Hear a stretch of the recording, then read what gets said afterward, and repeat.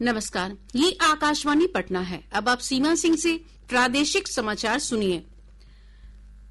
राष्ट्रीय जनतांत्रिक गठबंधन एनडीए ने बिहार विधानसभा चुनाव के लिए आज संयुक्त संकल्प पत्र जारी किया। मुख्यमंत्री नीतीश कुमार, भाजपा अध्यक्ष जेपी नड्डा, प्रदेश भाजपा चुनाव प्रभारी धर्मेंद्र प्रधान और एनडीए के अन्य नेताओं की उपस्थिति में यह संकल्प पत्र जारी किया गया। संकल्प पत्र में रोजगार सृजन, कौशल विकास, महिला सशक्तिकरण और किसानों को वित्तीय सहायता उपलब्ध कराने पर बल दिया गया। 1 करोड़ से अधिक लोगों को रोजगार के अवसर उपलब्ध कराने और 1 करोड़ महिलाओं को लखपति दीदी बनाने की भी घोषणा की गई है। संकल्प पत्र में कृषि संबंधी बुनियादी ढांचे पर 1 लाख करोड़ रुपए निवेश करने की बात भी कही गई है। एनडीए ने 7 एक्सप्रेस वे बनाने और 3600 किलोमीटर रेलवे लाइन के आधुनिकीकरण का भी वायदा किया गया है। राज्य में उद्योगों के विकास के लिए 1 लाख करोड़ रुपए निवेश करने और प्रत्येक जिले में आधुनिक विनिर्माण इकाइयां और 10 नए औद्योगिक पार्क विकसित किए जाने की घोषणा की गई है। इसके अलावा 125 यूनिट बिजली निःशुल्क उपलब्ध कराने और 5 लाख रुपए तक की किफायती स्वास्थ्य सुविधा का भी वायदा किया गया है। प्रदेश में लगातार हो रही बारिश के कारण चुनाव प्रचार प्रभावित हुआ है। पटना में लगातार हो रही बारिश के कारण विभिन्न राजनीतिक दलों के स्टार प्रचारकों के हेलीकॉप्टर को उड़ान भरने में देरी हो रही है। इस बीच भाजपा के वरिष्ठ नेता और उत्तर प्रदेश के मुख्यमंत्री योगी आदित्यनाथ ने सिवान में एक चुनावी सभा को संबोधित किया। उन्होंने कहा कि पिछले 20 वर्षों में नीतीश कुमार के नेतृत्व में सुशासन की नींव मजबूत हुई है और राज्य के विकास को नई रफ्तार मिली है। इधर भाजपा के राष्ट्रीय अध्यक्ष जेपी नड्डा का आज पटना और बक्सर में चुनावी सभा को संबोधित करने का कार्यक्रम है।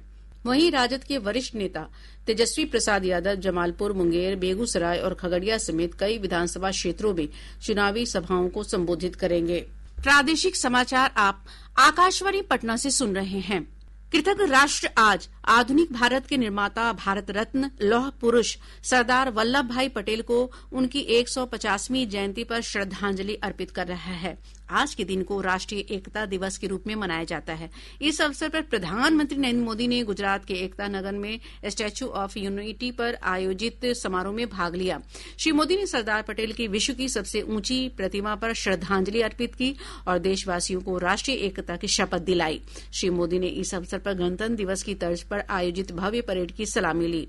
इस परेड में बीएसएफ, सीआरपीएफ और विभिन्न राज्य पुलिस की टुकड़ियां शामिल हुई। इसके साथ ही विविधता में एकता की थीम पर आयोजित विभिन्न राज्यों की झांकियां भी आकर्षण का केंद्र रहीं।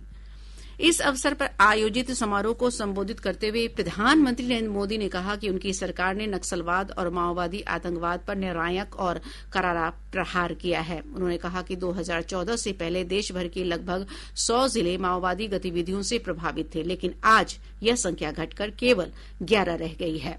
प्रधानमंत्री ने करोड़ों लोगों द्वारा ली गई एकता शपथ में देशव्यापी भागीदारी पर प्रकाश डाला और राष्ट्रीय एकता को मजबूत करने के सामूहिक संकल्प की पुष्टि की।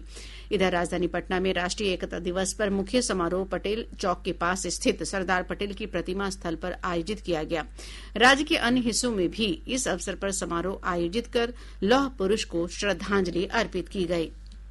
चक्रवाती तूफान मोन्था के प्रभाव से प्रदेश के विभिन्न हिस्सों में पिछले 2 दिनों से रुक रुक कर बारिश का सिलसिला जारी है। कई स्थानों पर भारी बारिश दर्ज की गई। सुपौल के वीरपुर में सबसे अधिक 148.2 मिलीमीटर बारिश रिकॉर्ड की गई।